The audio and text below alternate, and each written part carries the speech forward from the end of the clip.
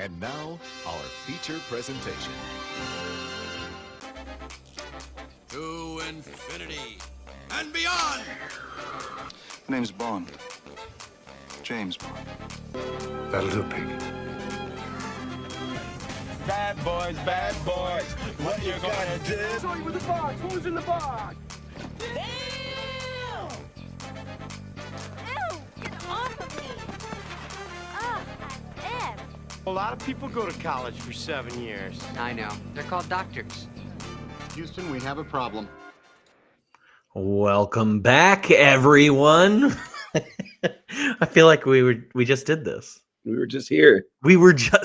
Welcome in, everybody, to our extra credit episode of 52/1995, a live movie conversation podcast where we dive deep and dig into the films of 1995. I'm your host, Cody, and I'm joined again by my co-host and pal, Ryan. I was trying to think of something funny to say. Like I was going to say the piggyback ride to my R. Crumb, or the the Bubba to my Donald Trump. I just I'll be your Bubba. You'll be my Bubba. Well, we are back, and if this is your first time joining us, welcome in. This is not our typical usual podcast that we do. We do an extra credit podcast. Normally we cover 52 movies across the year, one every week, and every month or so we take a little bit of a detour and we watch 4 or 5, 3 movies each month that don't quite make our 52 list but are too good or too nostalgic to ignore. And so I'll hashtag I'll be your Bubba. Going. I was trying to think of some. I was like, you can be the cloth ribbon to my to my intestines. From I'll be the Eliza to your douche-coo. Oh, you can be the Eliza to my douche-coo. I really like your name, by the way, Masterson Overdrive. At first, I thought it was going to be like Masterson Douche-Coo, like a law firm or something like that. Right. Well, anyway, we do these extra credit episodes to get some of the movies out there that some people love and are just not making the cut. And this month's theme is no different. But because we're around the holidays, and holidays are time when we get together with our family, this month's theme is called Let's Talk About Your Family. I look at 3 different movies about family and what that looks like as we get ready to celebrate these holidays with our loved ones, whether or not they're loved or not, whether they are biological or maybe even a found family of sorts. And we're going to be talking about a couple of those movies. Did you get a chance to watch all 3? I only watched 2 of these movies. Okay, so the 3 movies that we're watching that we watched this month are My Family, or Mi Familia, Home for the Holidays, and Bye Bye Love. Which ones did you watch? I watched Mi Familia and Bye Bye Love. Oh, perfect. Good. I watched Home for the Holidays last night, so it's the freshest on my mind. Well, let's talk about it. What's it like? So yeah, Home for the Holidays, directed by Jodie Foster. I didn't know that. I didn't know all the people in it. I wish I had watched it. Star-studded cast. Absolutely. It has a 63% on Rotten Tomatoes. Kind of a stinker of a box office return here. It's a budget of $20 million, box office return of $22 million. But Jodie Foster directs it, and I think she helps write it as well. But it stars Holly Hunter. It has Robert Downey Jr. at a really interesting part of his life. Dylan McDermott. I'm trying to think. What's her face? Mrs. Robinson's in this. Anne Bancroft? Anne Bancroft. Thank you. And Charles Durning, who I love to see pop up in a movie. He's usually in a lot of like Coen Brothers movies. Oh, Brother, Where Art Thou? Sticks out whenever I think of Charles Durning. Really great actor there. Also, Charlie Chaplin's granddaughter or daughter. Who's that? She's the aunt in this movie, the crazy aunt. Geraldine, yeah, I've heard of her. For the holiday, let's see here. I'm trying to think. Amy Yazbek's in this in a small role. Steve Guttenberg's in this movie. Cynthia Stevenson, you'd probably recognize if you saw her. She's like one of those that guy people. Like they just show up in a movie and you're like, oh yeah, I've seen that person before. David Strathairn's in this movie. Sean, I didn't know this till just now. Geraldine Chaplin's grandfather is Charlie Chaplin. It's with his wife Una, who was the daughter of Eugene O'Neill. So her other grandfather is Eugene O'Neill, one of the greatest playwrights of all time. that's pretty cool. I didn't know that at all. Yeah, to have two legendary grandfathers is wild. Yeah. This movie's interesting. And I think it is a movie that doesn't really quite know exactly what it wants to be. It's off like every other holiday movie that you've probably seen, and it's about a woman who is returning home for the holidays for Thanksgiving, which is why I thought this was an appropriate month for it, to go back to her crazy family, but also having to deal with her own, like separate herself from big life events that are happening. It's like it's a comedy, it's a rom-com, it's a drama, it's got a lot of things. Oh, yeah, the cover makes it look like it's going to be really, really schmaltzy. Yeah, and but it seems like it wants to be funny too. It does seem like it wants to be funny. There's a lot of improvisation in this movie too, mainly from Robert Downey Jr. because he's high on cocaine and heroin throughout this. Let him do anything else, yeah.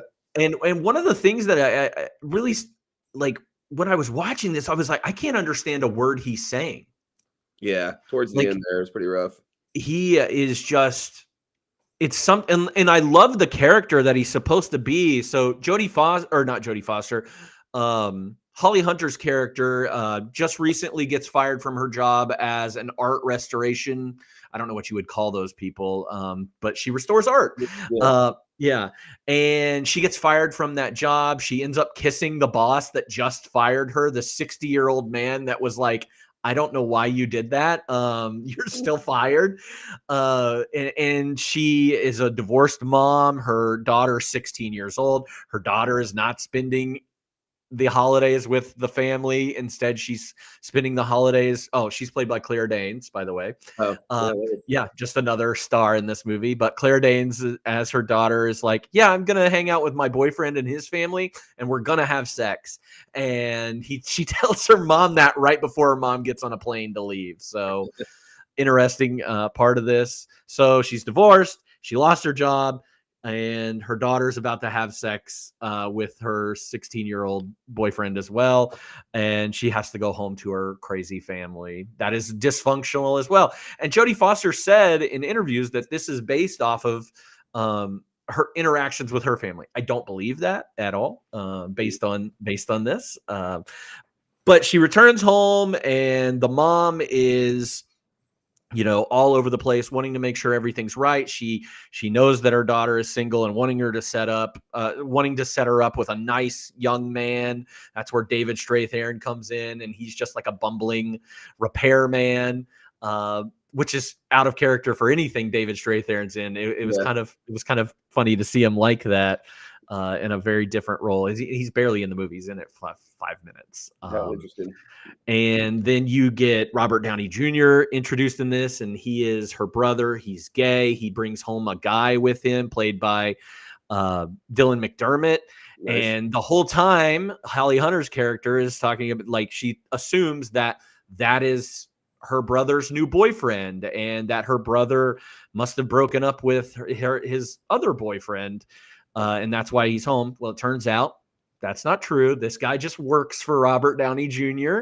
And he knew that she was having a rough time. And this guy saw her picture and was like, I want to meet her. I'll go home with you for Thanksgiving.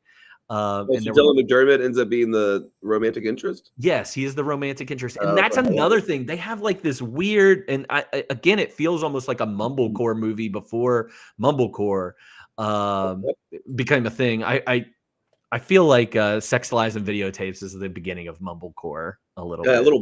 A little bit. But yeah, this one feels a little bit mumblecore, especially with like the improvisation and stuff. And the interactions between Dylan McDermott and Holly Hunter do feel improvised and sometimes work and are cute and you get the chemistry, but most of the time I don't feel it at all. Because half the movie she spends like not flirting with this guy, but assuming that he is her brother's Right. boyfriend. It's so interesting. And then you throw in this third couple, which is Cynthia Stevenson and Steve Guttenberg. That's her oldest sister. And they're a traditional nuclear family, 2 kids, very conservative. And her sister does not approve of Robert Downey Jr.'s lifestyle, as she would say.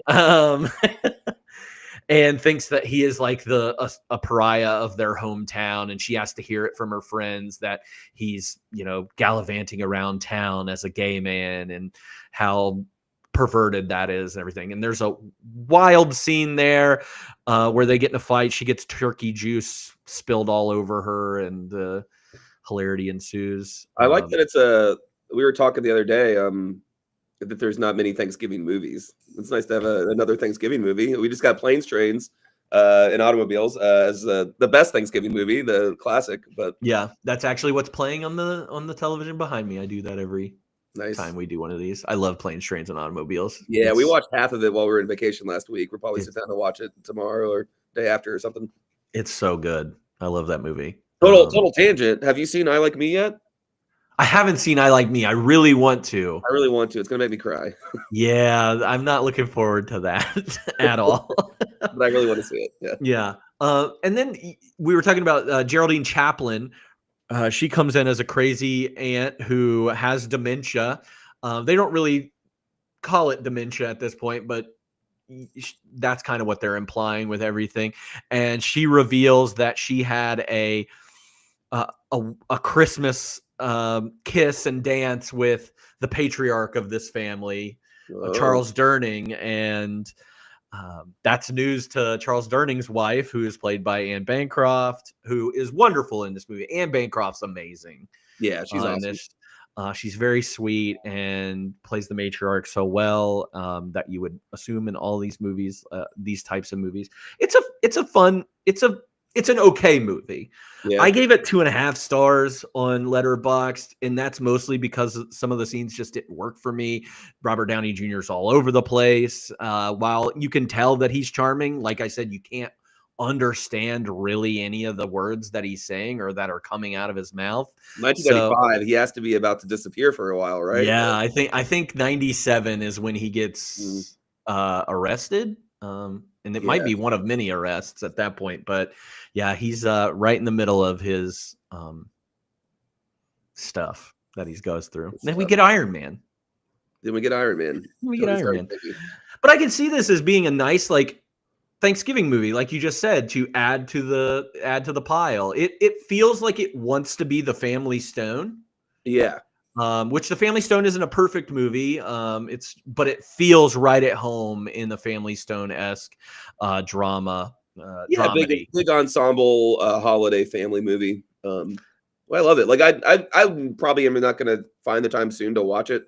But it is something that it sounds like as a movie nerd, there's probably a lot to like and to see those people together. I also wonder, they must have had a conversation, or maybe they already knew each other, but Robert Downey Jr. played Chaplin in the movie Chaplin, right? So now he probably met a lot of the family when he was making that movie. But I wonder, what Geraldine Chaplin and Robert Downey Jr.'s conversations were like. And I'm pretty sure Geraldine Chaplin was in Chaplin. The movie. Was she? It's been a long time. I think she played her mother.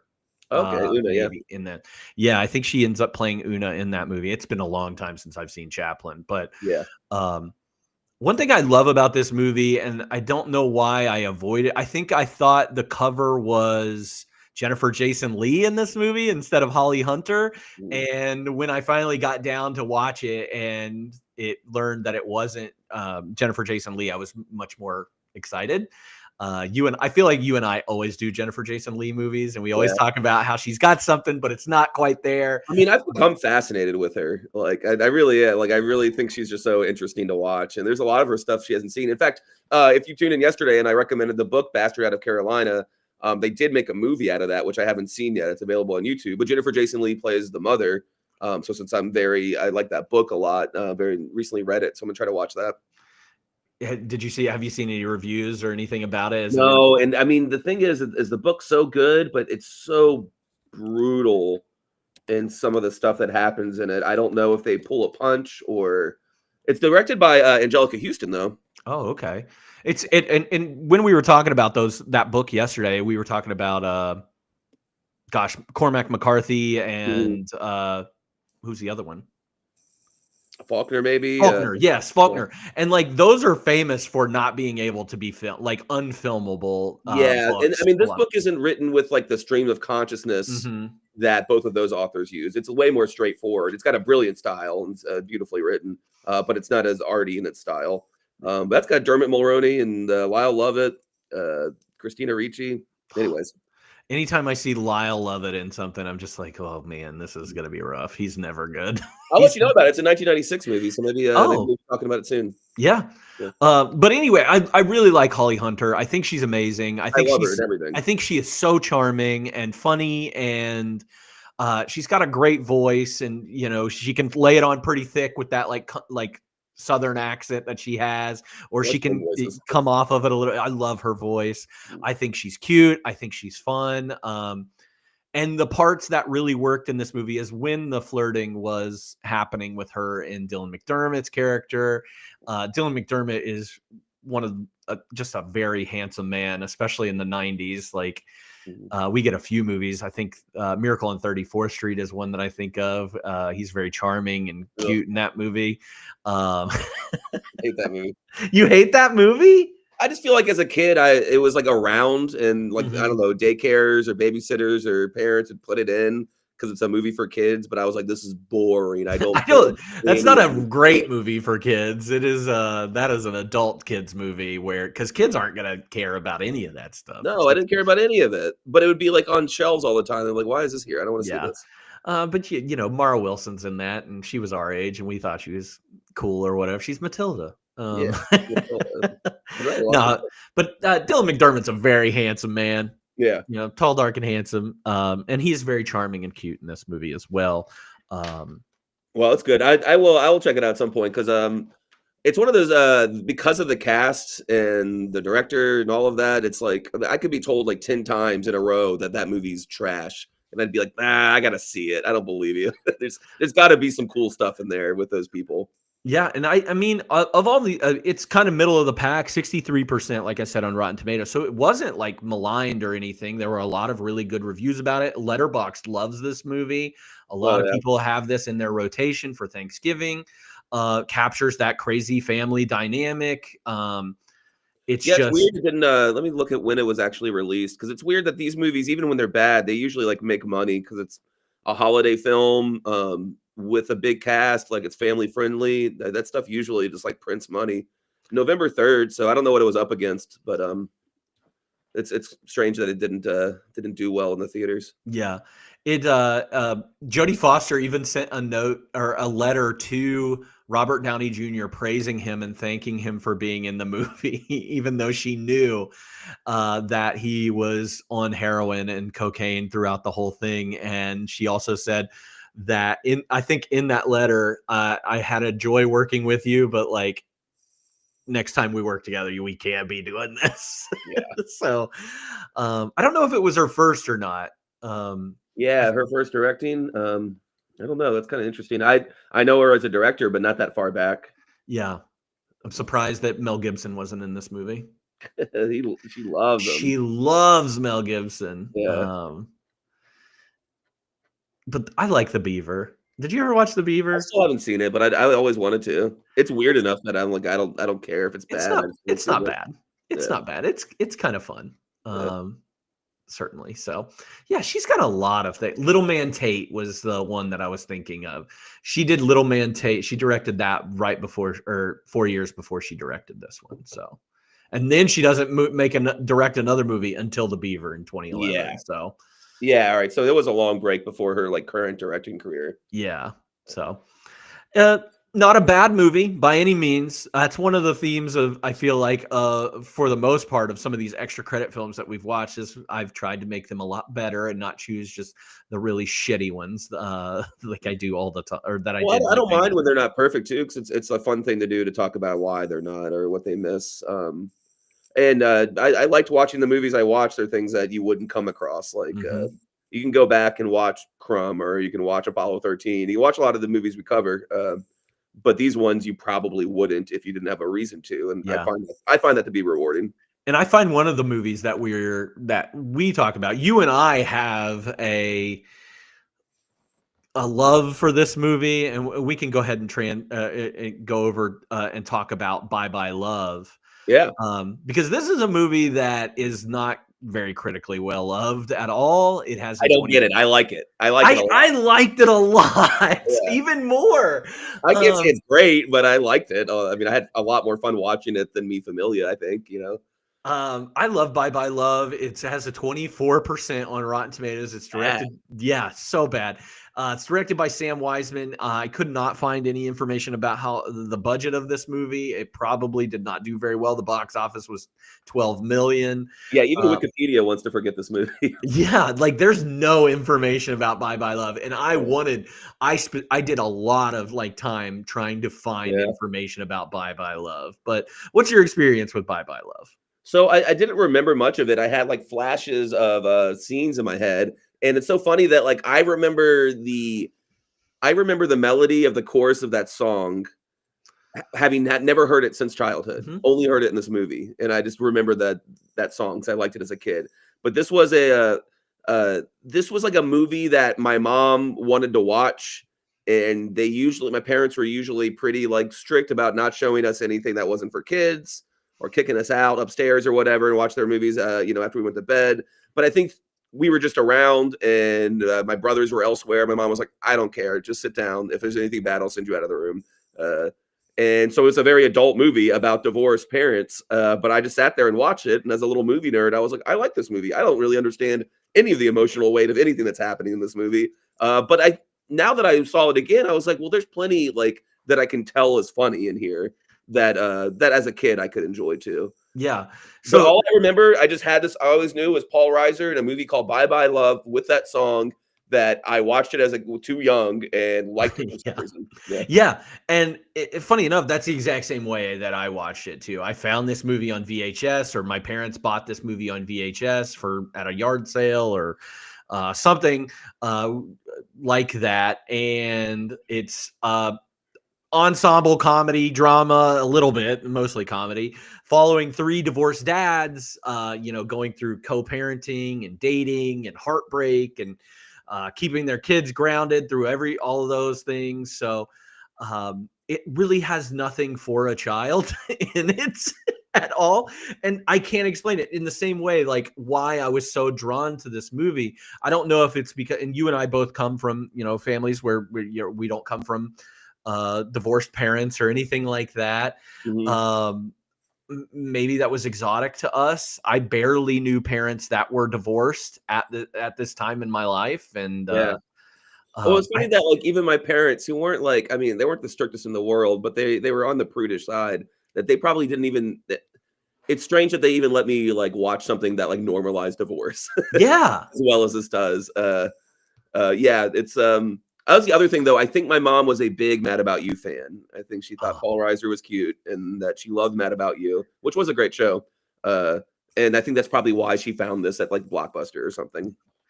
I love Paul. I agree with your mom. Paul Reiser is cute. I think he's adorable, and he has that he is that neurotic character, but he's not as annoying as Seinfeld is, in my opinion. He's every decade gets to have 1 to 2 neurotic Jewish actors, right?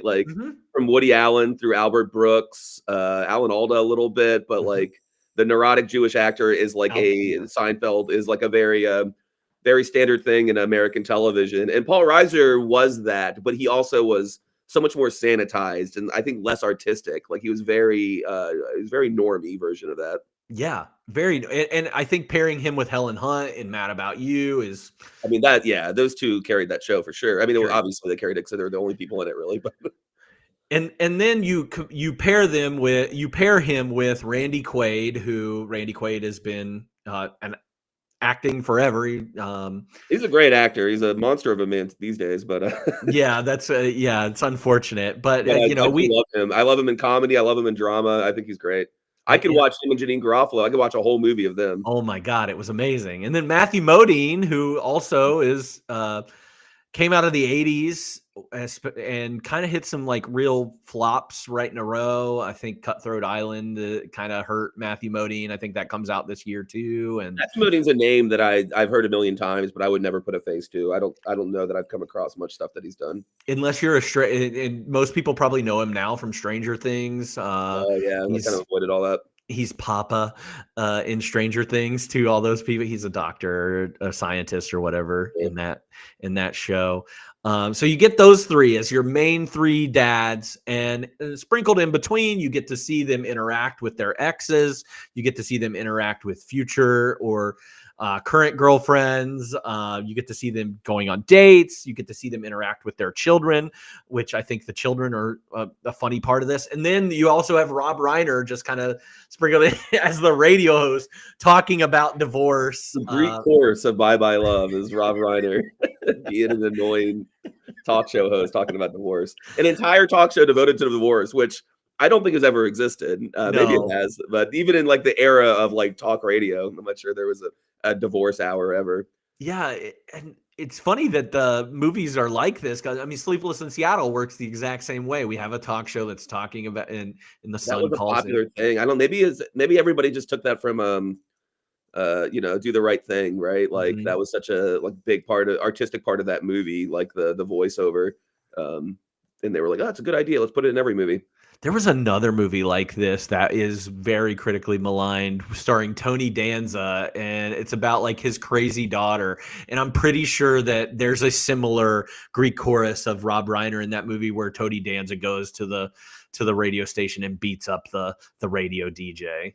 The 90s had a lot of like exhaust pipe, like stuck in traffic, gray cars with people listening to the radio. Yeah. I think of Falling Down too. That was a Michael Douglas movie where he goes on like a shooting spree because he hates his job and LA's hot. LA's hot.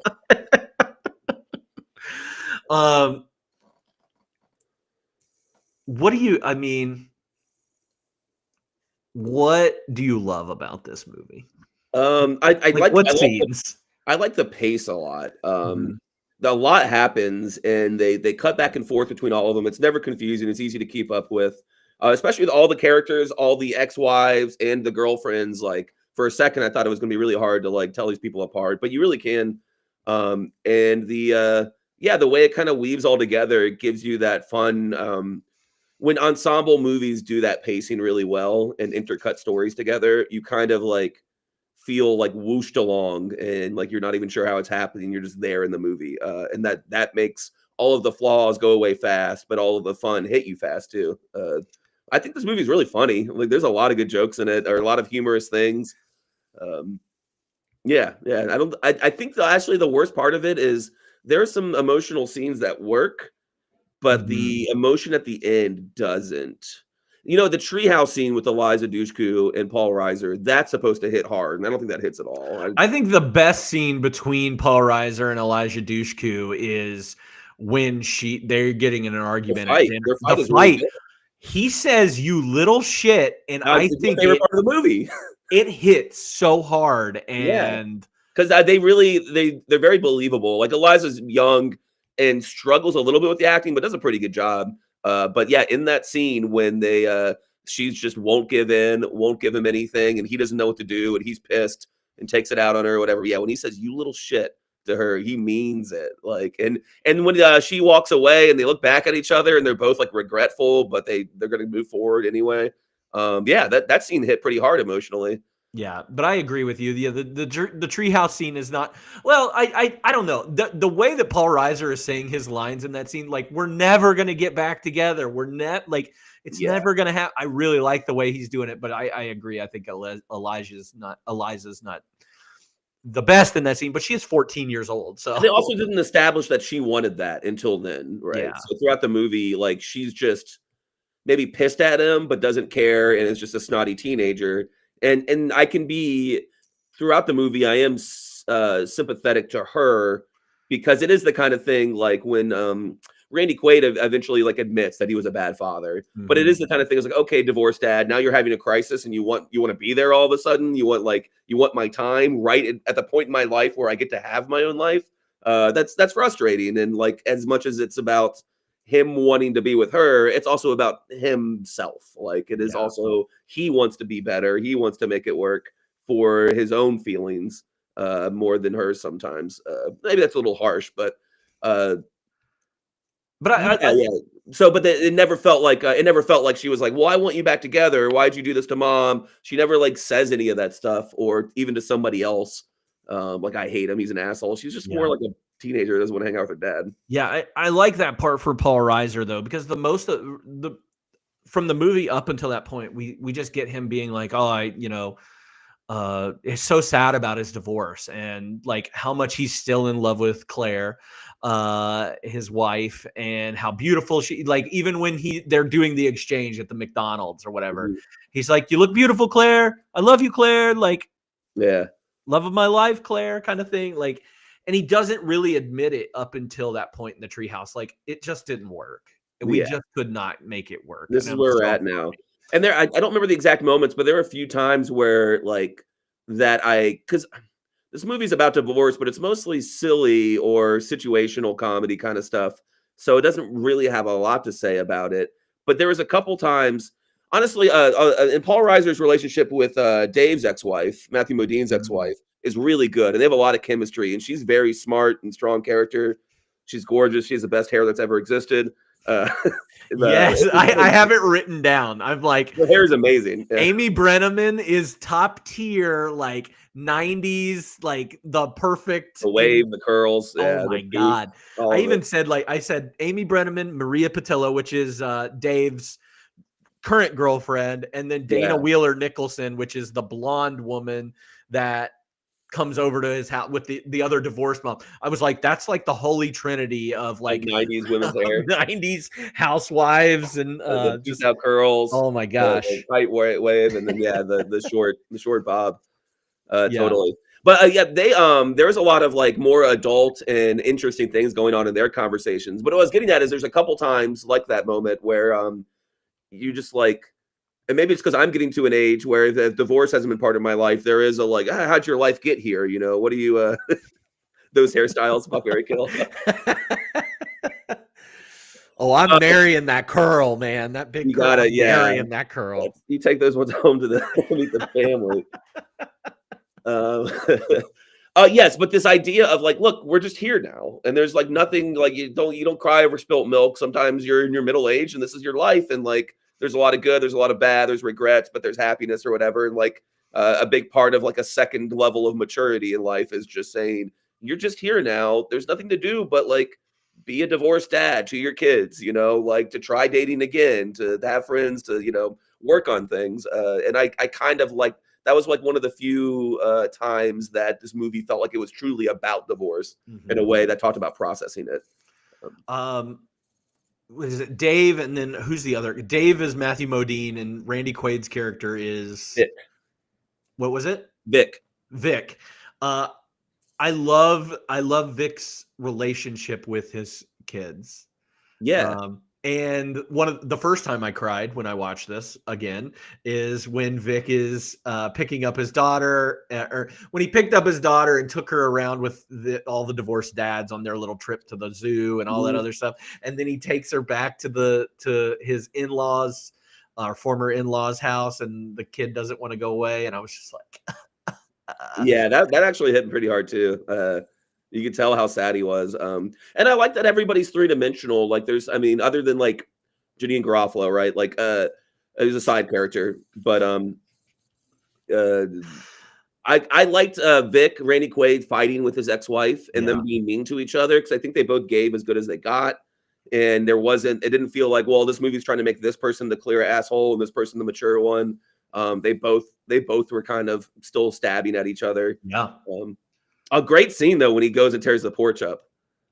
Like it's such an immature, dumb thing to do, but like you kind of feel it. You're like, that guy just can't be on the porch. I built that porch with my hands on the weekends, on the holidays. I don't care if you fuck him. He can't be in that porch. And he's like, fine, he won't be.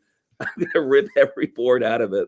and then smokes a cigarette in the wreckage. It's amazing. It's great. It is so good. And then I think that Dave is our, he's the cute one. He's the one that is the one with all the he has all the girls, and he's in the book, and he talks to all the other divorced moms at the soccer practice and everything, and just kind of doesn't want to commit, and he is the only one I feel like that hasn't grown up of the three divorced dads that we have here. He's the one that's still living his life the way he was when he was married.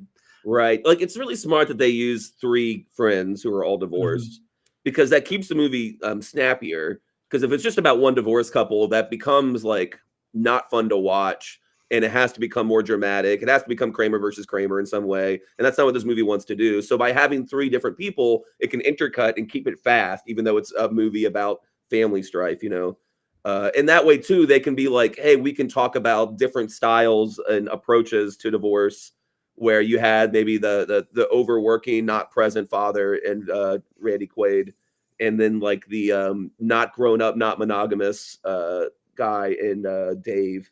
But I don't really know what Paul Reiser's deal was. I think he's just hung up on his divorce still. I mean, that's pretty much it. I think things just didn't work out with him. I don't know if she ever says anything like, well, we left because you cheated, or you were never around, or you don't love me, or anything. I think maybe a little purposefully, it's just more about him in post-divorce confusion. Yeah.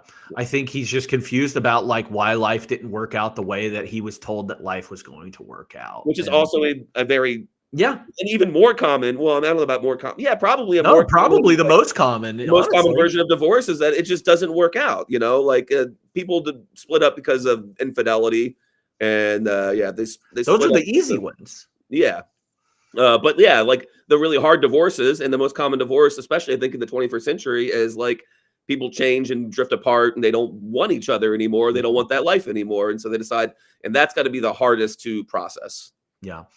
And I like when we're talking about Vic and Dave, specifically in the dating realm, like Vic is finally going back on the dating stuff. And that's where we get the Janeane Garofalo character, as opposed to Dave, who's just super good at just having women flock to him. Oh my God. Every woman is just like enamored with him. And he is charming. Like everybody wants that Matthew Mo ding dong.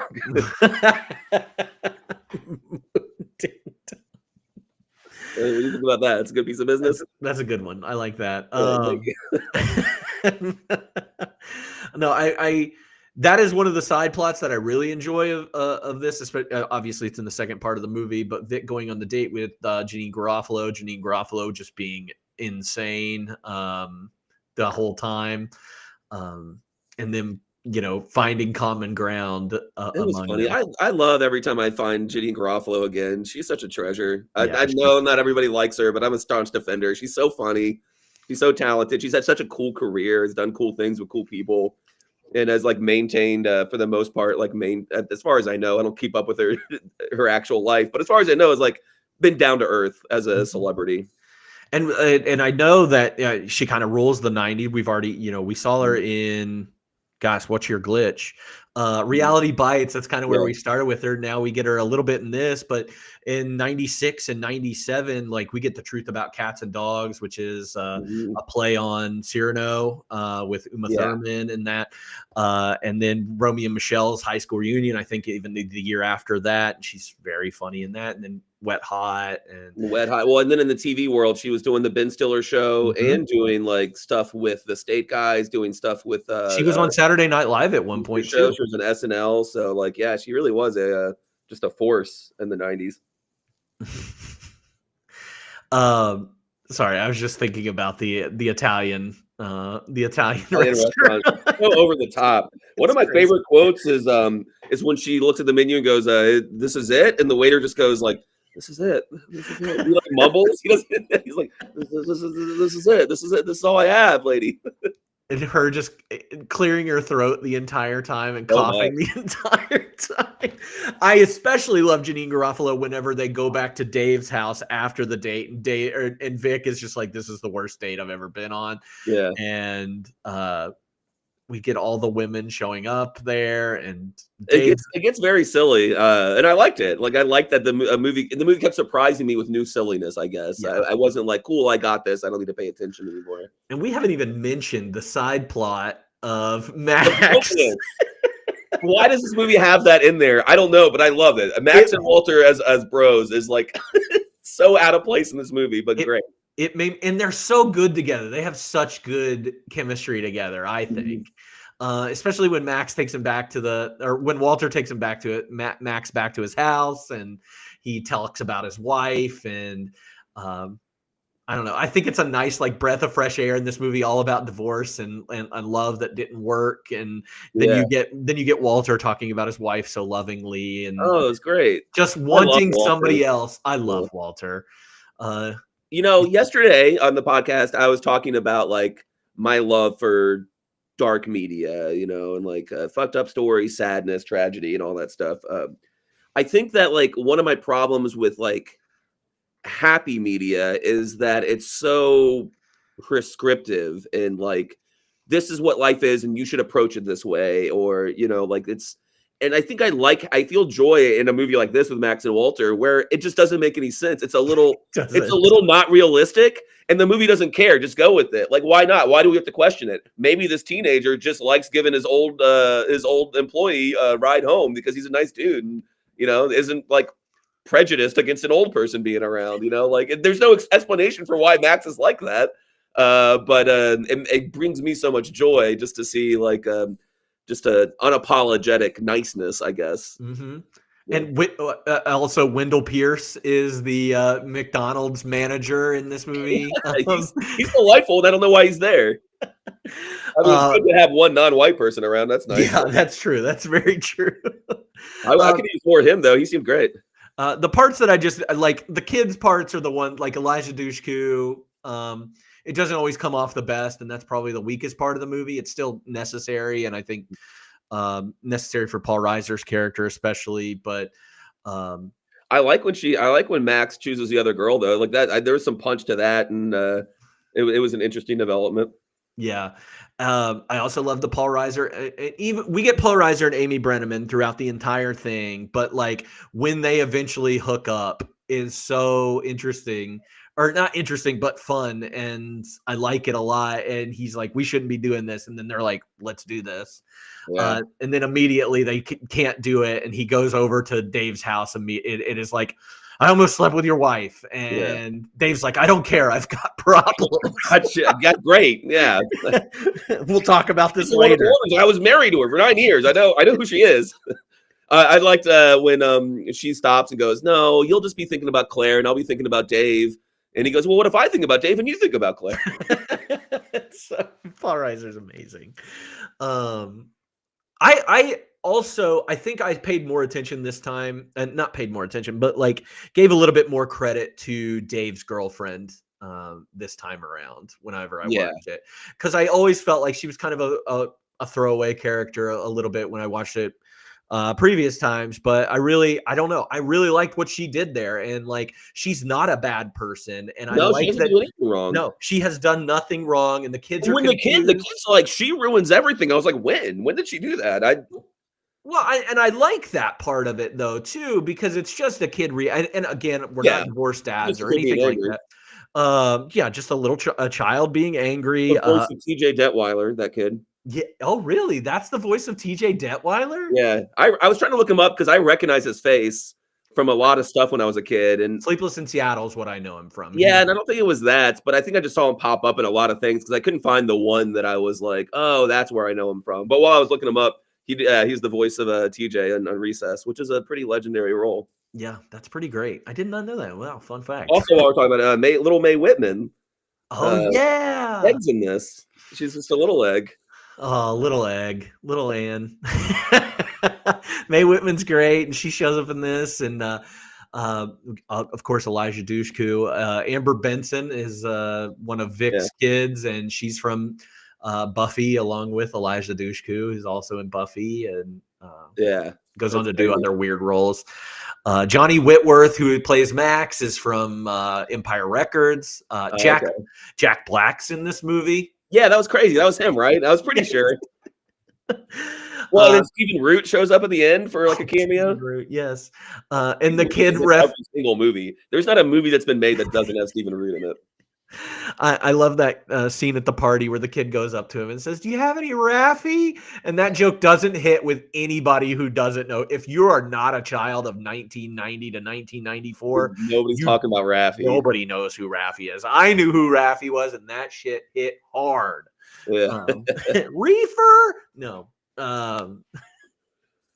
I think this movie's great. I think critics are a little too harsh on the product placement. Totally. Obviously, there's a little bit. I mean, the McDonald's thing is whatever. It is cringe, but I mean, I don't know. It doesn't bother me. I But guess. it doesn't bother me either. And it is based. This movie is based partly off of an LA Times column about divorced parents meeting at a McDonald's for custody exchange. Oh, okay, yeah. That's the whole reason behind this movie and why McDonald's is even in this movie. It would be a weird thing for McDonald's to be like, yeah, we're the divorced dad's choice of Even though they are. Yeah, they are. Everybody knows they are. It's any dad's choice, honestly. I mean, yeah, I don't know. I thought I think it's a funny movie. It's easy to watch. It's not perfect. I don't know why people hated it so much. I found it very optimistic in a sweet way.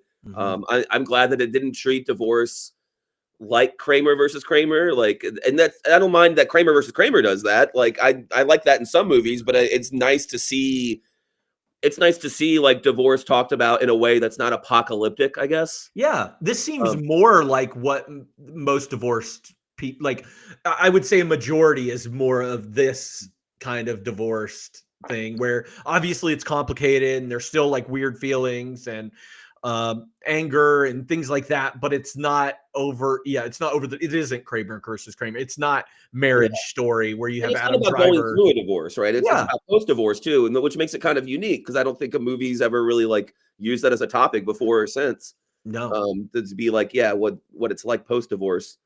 Yeah, I think it's great. I liked it a lot. I liked that the dads all like their kids. Like, I don't like.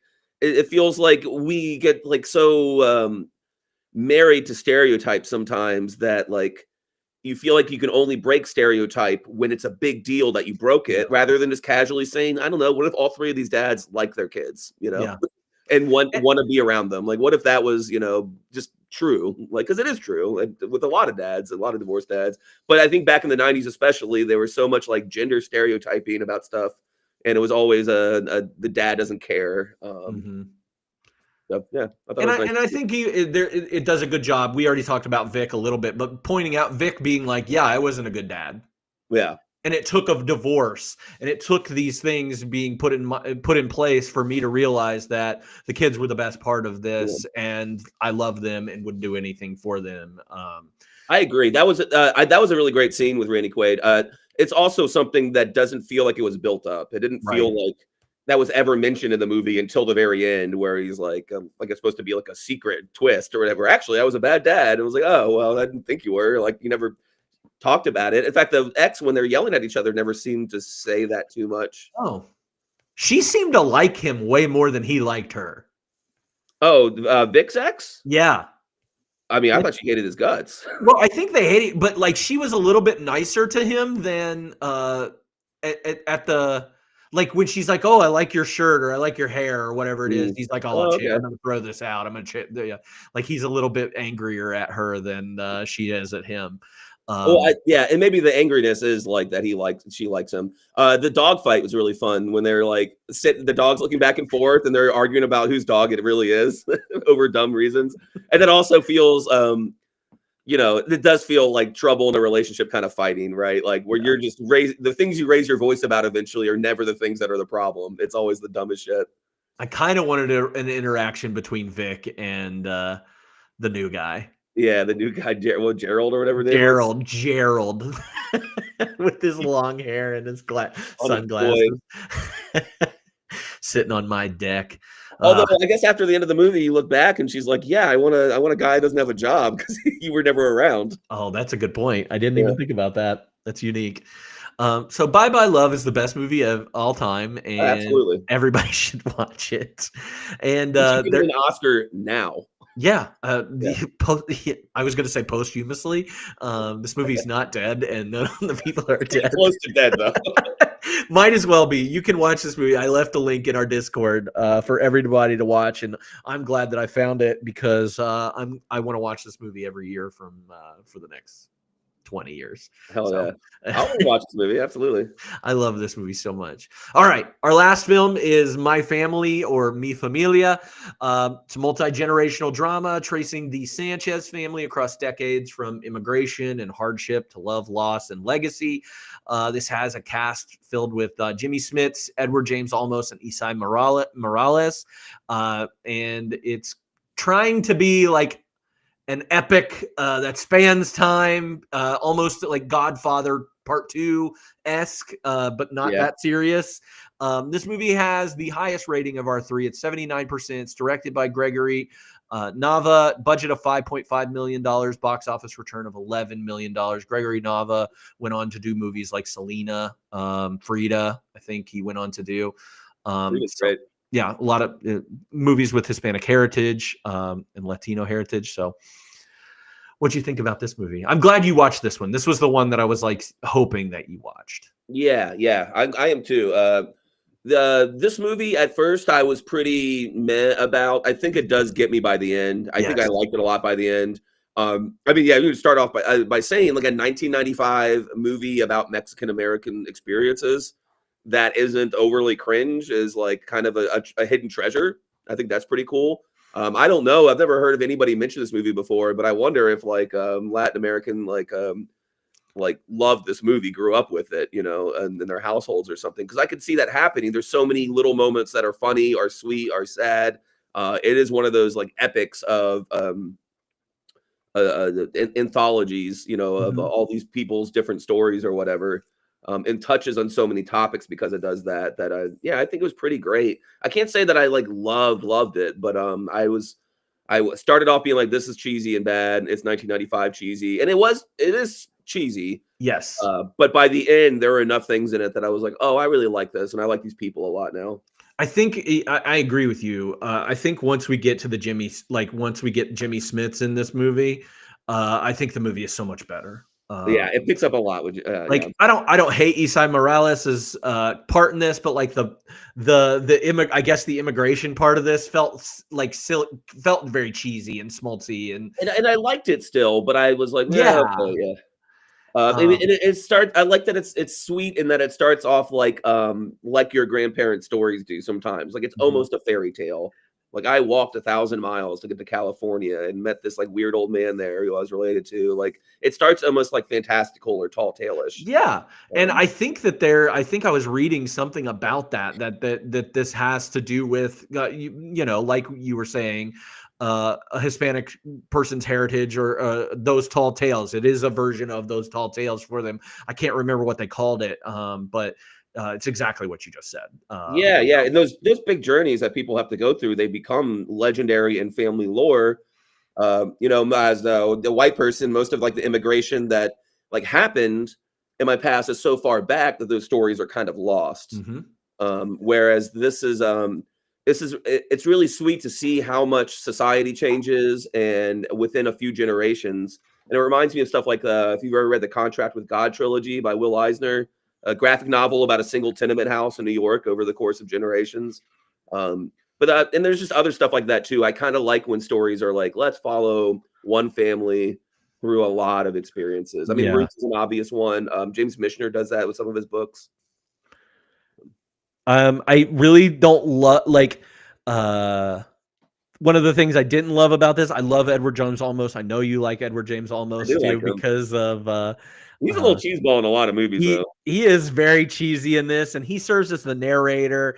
He's a writer, which I thought was because I guess he has to be the narrator. Yeah, I guess. But I was like, this is what we're using Edward James Olmos for, is just his voice. He's got a good voice. I do like that. He's got a great voice. We get young Jennifer Lopez in this movie. Edward James Olmos is the Latino James Earl Jones. He is. That's a great comparison. It's amazing.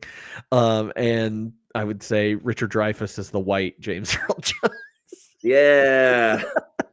I'm gonna tell my girlfriend that she's a Richard Dreyfuss's name tattooed on her leg. Oh, for real? She has it in the Jaws font of Oh, like okay. yeah.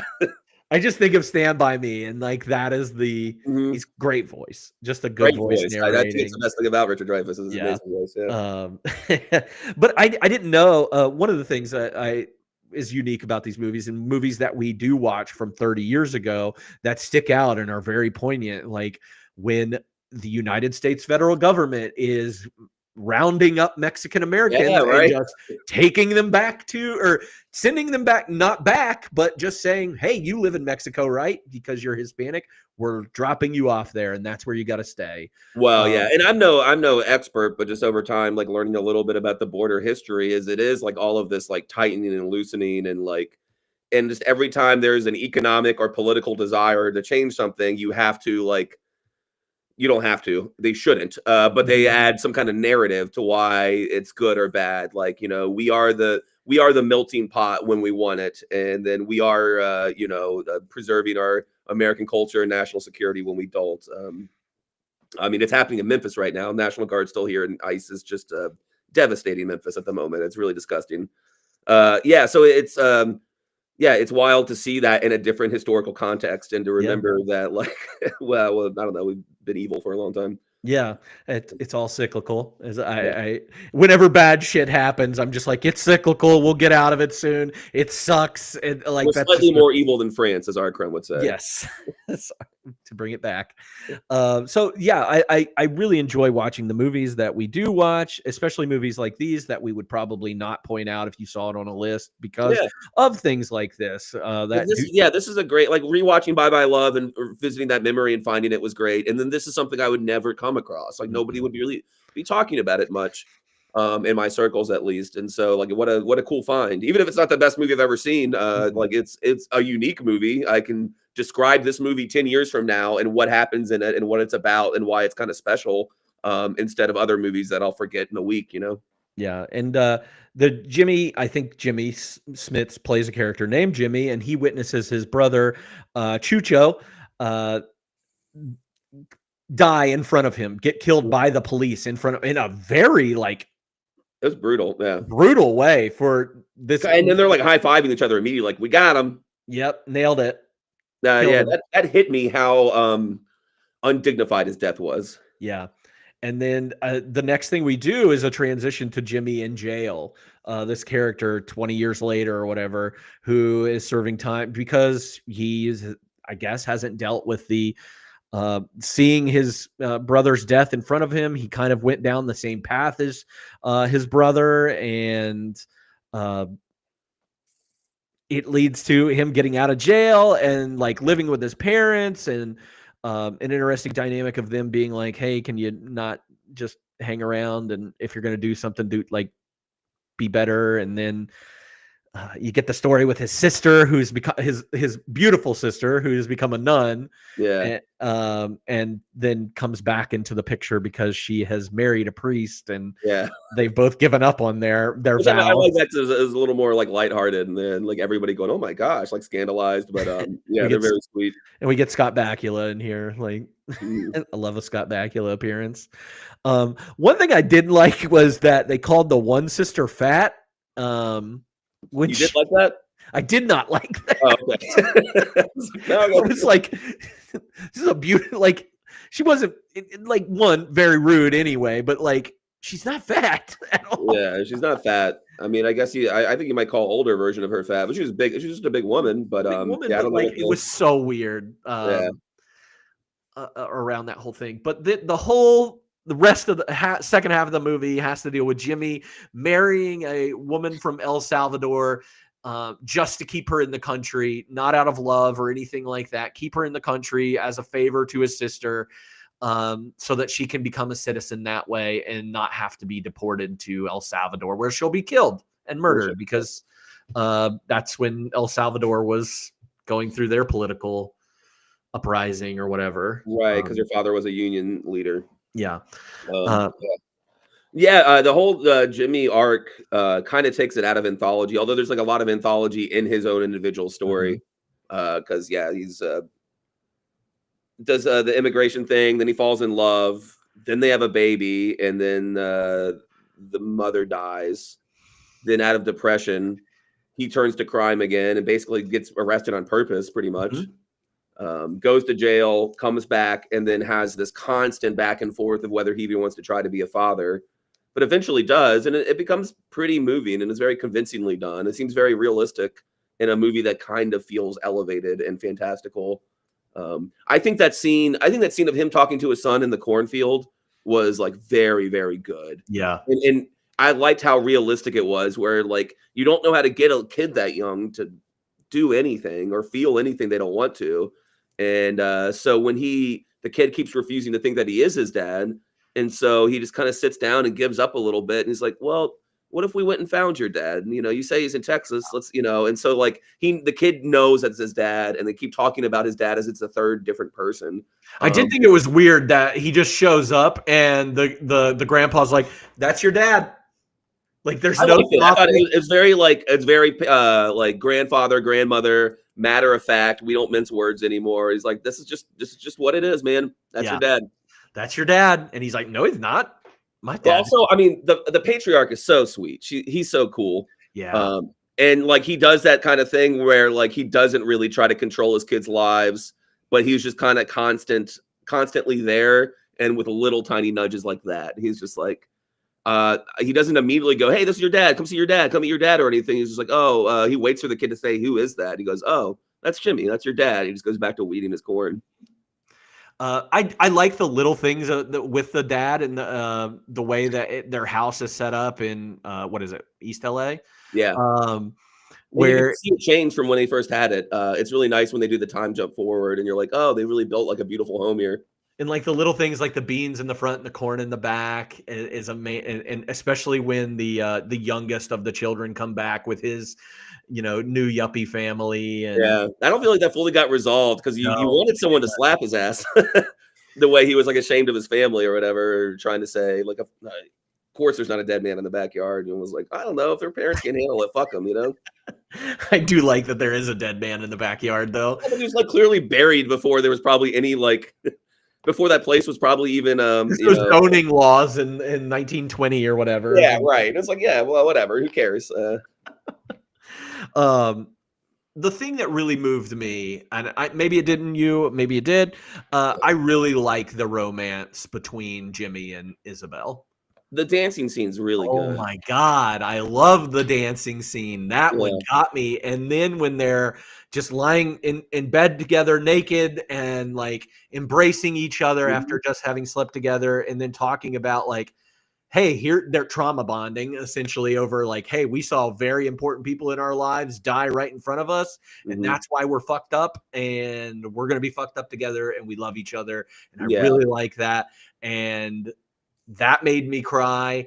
And then her dying in childbirth and him going back to the doctor made me cry. That hurt. I kind of hated that they killed her so fast. I think once I saw where the movie went with it, I wasn't as upset about it, because I wanted her around more. Because that scene with the dancing scene is super charming, and then the scene right after it is the scene where they talk to each other. You want more of Isabel, and I agree with you. I wanted more Isabel as well. But yeah, I really like the way that they took it, or where they took it, and I like this movie. I was pleasantly surprised by this movie. Yeah, that's what I would say too. I was pleasantly surprised. I ended up liking it, and it doesn't really, other than the scene with Jimmy in the cornfield, and that's like the resolution with him and Carlito going to Texas to find his dad or go live together. That's the resolution there. But I really do love that this like Jose and Maria, you get their whole slice of life, and it is really about them as the matriarch and the patriarch, and how they built this family, and the fantastical things they had to go through, the deaths of children, the deaths of other people involved in that. I just thought it was a really good thing. And I just read that in 2024, this has been marked by the Library of Congress as just last year is preserved. So I'm glad we did it. Definitely should be, especially for the Mexican American perspective of it all, which is not a thing that I've come across in cinema very much till very recently. So which is great. I would Yeah, love. I liked it, and also like Bye Bye Love in this movie. They both feel like '90s movies that don't get made anymore. Like this would only be made by Disney now, and it would have too much Disney polish to it. Yeah. You kind of Disney needs like competitors to do like sometimes jankier, but then slightly different versions of what they do, so that everything comes out tasting the same. And the Bye Bye Love as like I guess I would call it a sitcom movie. You don't get a lot of that anymore either. Yeah. And I think like we get a couple of movies like this specifically around like Mexican American like La Bamba telling the story of Richie telling the story of Richie Valens, and you get to see his life a little bit. Selena obviously comes out in 97, 2 years from this point, by the same director. But yeah, we don't really see anything of like because I'm trying to think like outside of Westerns, which usually aren't that kind, but occasionally are to Mexicans and Mexican Americans. Like there is you get a little bit in West Side Story. Like yes, there is a movie that I haven't seen that is on my list based on Eat, Drink, Man, Woman. Okay, it's the Mexican American version of that. It's called Tortilla Soup. Yeah, I've heard you talk about it before. I've never seen it. I really want to watch that movie. It's been on my list, and I've seen that it has good ratings. But you're right, there aren't movies like this, and some people might argue with us and say that there are adult movies that come out now, but they're not good, and there's no heart in them, and they are like sent to streamers, and acting's not good. And I think that like it's so weird how we make movies now. Like they are like 4 quadrant if they're big, and then we have these little like segregated corners of streaming services that are. So I'm sure there's a lot of content now that's like aimed at Latin Americans, and they're on their corner of Netflix or HBO Latino or something like that. Yeah. And I'm not saying that any of those are bad. There might be some really good stuff there that I would never come across without like going to find it. But they also feel more factory produced. Where like this was a Me Familiar, I think is somebody's passion project or a bunch of people's passion project, and not just we have to create content for our different demographics. Mm-hmm. Everything is turned into a genre movie now, where like even a movie like Sinners, which is an amazing movie, it's got a horror element around it, but talking about the Black Americans in the 30s is what it is, and in the South and how they were living, and just on a daily basis, and the fun, like letting loose and having fun. And also, like I said, they have to wrap it with something else in order. Yes, there has to be a second like cell attached to it. And I think the industry might be right that a kind of straight up movie like this may not do as well anymore. But also, it feels like back then you were allowed to like make movies that just made a couple $1 million. Yeah. In 20, get 25 back, and nobody would be mad at you and be like, hey, good job, you made a movie, And I do think that some of that goes to TV now, and that's kind of where we're got. Like when the budget went up on television, the budgets went up there, then movies kind of fell into it's only got to be a big deal and nothing else. Yeah, and I'm trying to even think about like even shows. They don't even make new shit anymore. Not to be like a grumpy old man, but like, oh my god, it just gets worse every year. The recycling of old IPs. Yeah. When we went to watch Jaws at its 50th year anniversary in the theater, which is an old IP, but we were watching the original Jaws, and I walked out and not a single movie poster being advertised was a new IP. Everything was a sequel or a reboot. Yeah. And I hate to beat that horse, but I mean, like, that's what's happening, and it sucks. And I would love to go see it mitigates risk, so I guess it's part of it. But we've seen them all fail and be bad, and like, and not all fail. I think they do make money. I think it is a pretty good bet or whatever. But like, I think we've seen so many reboots and remakes now, like that nobody cares about. That we're just kind of all fatigued by it, but they keep happening. Yeah, and I think of movies. You mentioned Kramer versus Kramer because of the divorce dads of it all, but like Kramer versus Kramer, Ordinary People, like I'm thinking of those movies, even like Albert Brooks movies from the 80s. Like we don't get any of that anymore, and people used to go to the theaters to watch those. Now obviously we don't want to go out at all to see movies like that, and that's what I'll say. Like Kramer versus Kramer, like we get like A Marriage Story, but A Marriage Story has some like hipster cinema, like glazed over it, right? Kramer versus Kramer is a brilliantly directed movie and a very good movie, but it is a straight movie. It's not a subgenre movie. Mm-hmm. And they're even remaking movies like that. War of the Roses got remade this year. Oh, really? Yeah, just called I think it's just called The Roses, starring Benedict Cumberbatch and Olivia Colman, and just repackaged as a more of a comedy than anything, and not that. Oh, really? Okay. Yeah. So they're even recycling that. We'll see Sleepless in Tucson in a couple of years. Sleepless in Tucson. Directed by J.J. Abrams, and that's Colin Hanks probably. Yeah. Oh God, I love Colin Hanks. I got a great Colin Hanks recommendation for anybody out there that needs a sweet, wholesome movie. It's called The Great Buck Howard. It's got John Malkovich in it as a mentalist, and Colin Hanks is his manager that goes on tour with him as he's an aging mentalist, drawing in crowds of 10 to 15 people. It's so good, and I recommend it to everybody. So I love magic. It's not magic, it's mentalism. There's a big part of the movie that talks about that. There's a big difference. Yeah. But Ryan, thank you so much for doing that. That's going to wrap us up for. Oh wait, if you had to, did you like Bye Bye Love better than My Family? Yeah, I like Bye Bye Love better than everything, Cody. Okay. Okay. So we usually do our rankings, and I had Bye Bye Love first, and My Family second, and Home for the Holidays third. So, yeah. But yeah, that wraps us up for Let's Talk About the Family episode. Shining a light on those beautiful, messy, complicated, and sometimes downright chaotic bonds that will shape who we are. Whether your family is loud, quiet, chosen, or somewhere in between, there's a little piece of truth in each of these 95 movies that we watched. Now, this is our last extra credit of the year, so no more of these. So the next extra credit bonus episode will actually be our little Slashies award show, where I just take a look at all of them and go. And so we'll have some stuff about that. And then, of course, Sunday, we're going to be talking about, what's that movie? Strange Days. So look out for that. We'll be live on Sunday with that. Until then, thank you for watching these movies with me. Thank you for doing this with me, Ryan. And I appreciate every one of you. And we'll see you at the movies. Be nice to women. There we go. That's what I needed.